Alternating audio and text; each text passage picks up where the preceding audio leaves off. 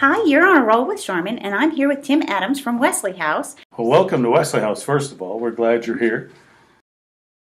Well, Wesley House is a ministry that has existed since actually 1907. Wow. And at the core of what we do has always been the care of children, and it still is today. Our major program that we do most of the year is an after-school program. We have 85 children in after-school care. We have children in grades kindergarten through 8th. So in the after-school program, we focus on educational support, social support, emotional support, spiritual support, all aspects of the child. But education is a big piece of what we do. We want to support not only the children, but the teachers and the schools and the school systems. So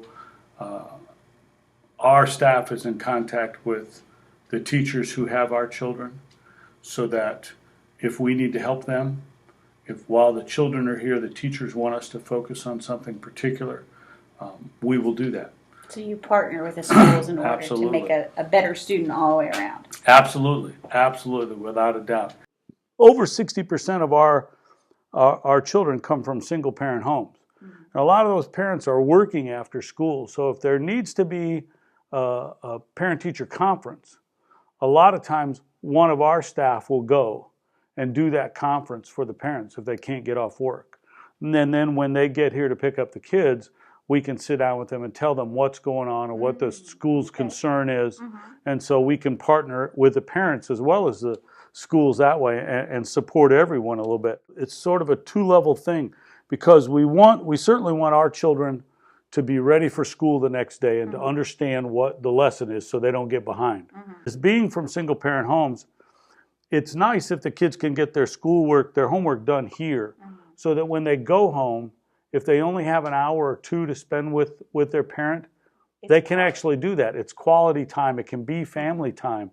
It's not time where they have to sit in a room and continue to work on their homework.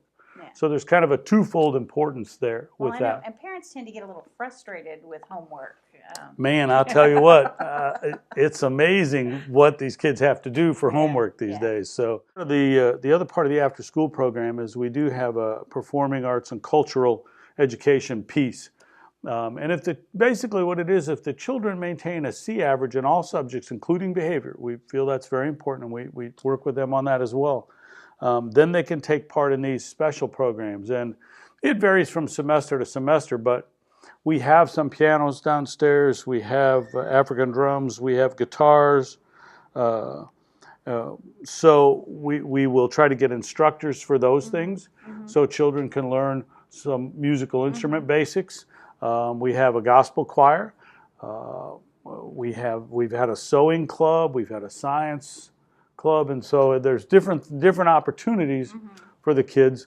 Hip hop and step instruction. Oh yeah. And they love that, of course. Oh yeah. Anything that gets them moving. Yeah. So those are all parts and pieces to that after school program. And so we also have a summer day camp for children, and even that has an educational focus, a pretty strong one. And that's longer than a week?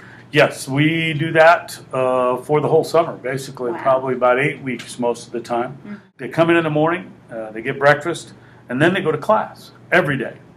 And they do reading and math every day of the week.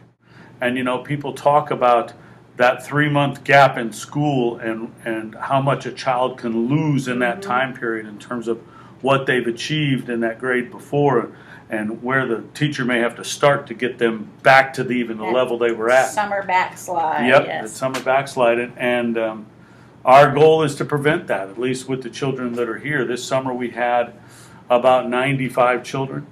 And of that group, we did some pre and post testing.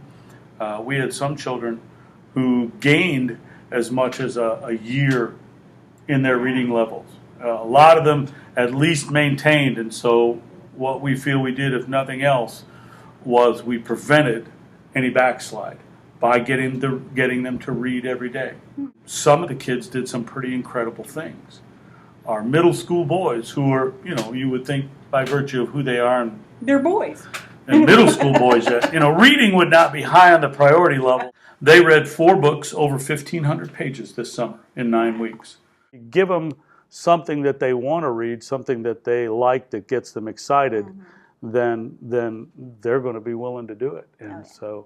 And so it was a great time and very important to them. And then in the summer, in the afternoons, we do all the things that every other day camp does. We go to the park, we go to the pool, we go to the zoo, we go everywhere and do all that fun stuff.